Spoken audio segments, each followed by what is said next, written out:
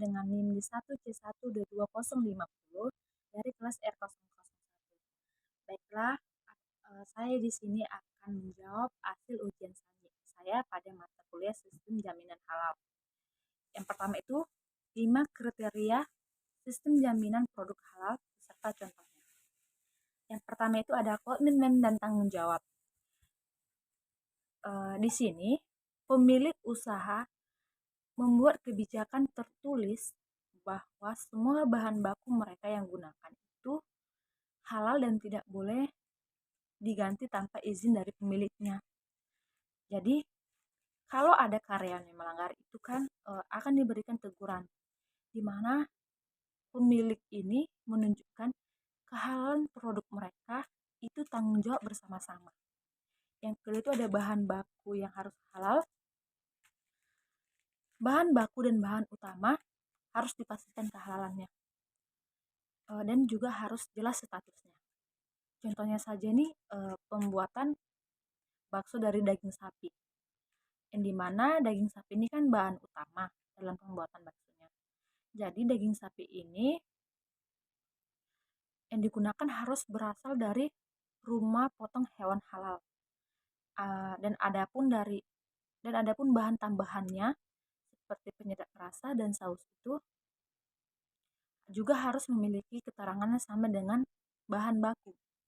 Yang ketiga, proses produksi. Menurut saya, bahan baku saja belum cukup, proses produksinya tidak dijaga. Tahapan produksi harus dijaga dari pencemaran bahan haram. Contohnya saja nih pada alat masak yang digunakan seperti panci atau alat-alat masak lainnya tidak boleh digunakan bergantian dengan bahan non halal. Jika alat tersebut sebelumnya pernah dipakai untuk produk haram, maka alat tersebut harus disucikan sesuai dengan aturan sebelum digunakan kembali. Adapun penyimpanan dan pengiriman harus dijaga. Contohnya nih, produk yang disimpan di rak khusus, produk halal yang sudah disimpan rak khusus dan sudah dilabel jelas. Jadi pada saat pengiriman itu dia tidak tercampur atau satu wadah dengan produk non halal, agar produk tersebut itu tetap halal dan aman sampai ke tangan konsumen. Ada pencatatan dan dokumentasi. Menurut saya ini sistem jaminan halal harus memiliki catatan yang jelas agar kehalalan produk mereka ini dipantau dan dievaluasi secara berkala. Contohnya itu usaha ini mencatat pemasok, bahan baku, proses produksi, dan hasil pemeriksaan. Jadi jika suatu saat nanti tim audit datang, semua data yang mereka miliki itu sudah tersedia dan bisa dipertanggungjawabkan oleh si pemiliknya.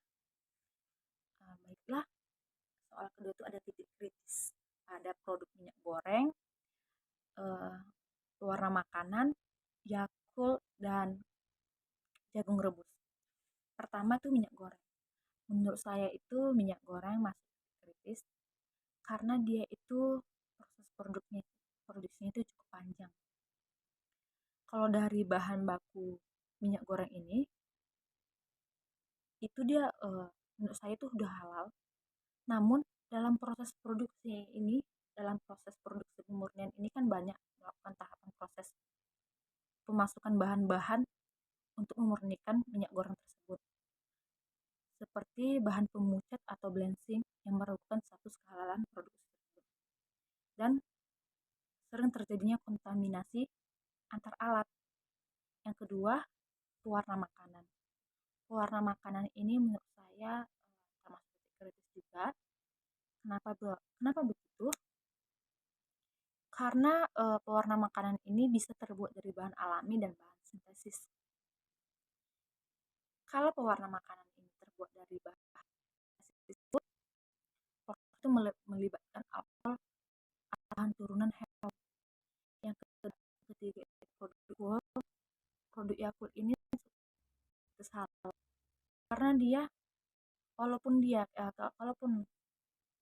Yakult ini kita konsumsi itu terasa aman, secara sistem jaminan halalnya ini Yakult tetap masuk titik kritis karena minuman ini termasuk minuman fermentasi dan berpotensi menghasilkan alkohol. Yang keempat itu ada jagung rebus. Jagung rebus ini menurut saya bukan produk gratis halal. Kenapa? Karena jagung itu kita tahu berasal dari pangan nabati dan prosesnya itu hanya menggunakan air tanpa bahan tambahan sama sekali. Jadi selama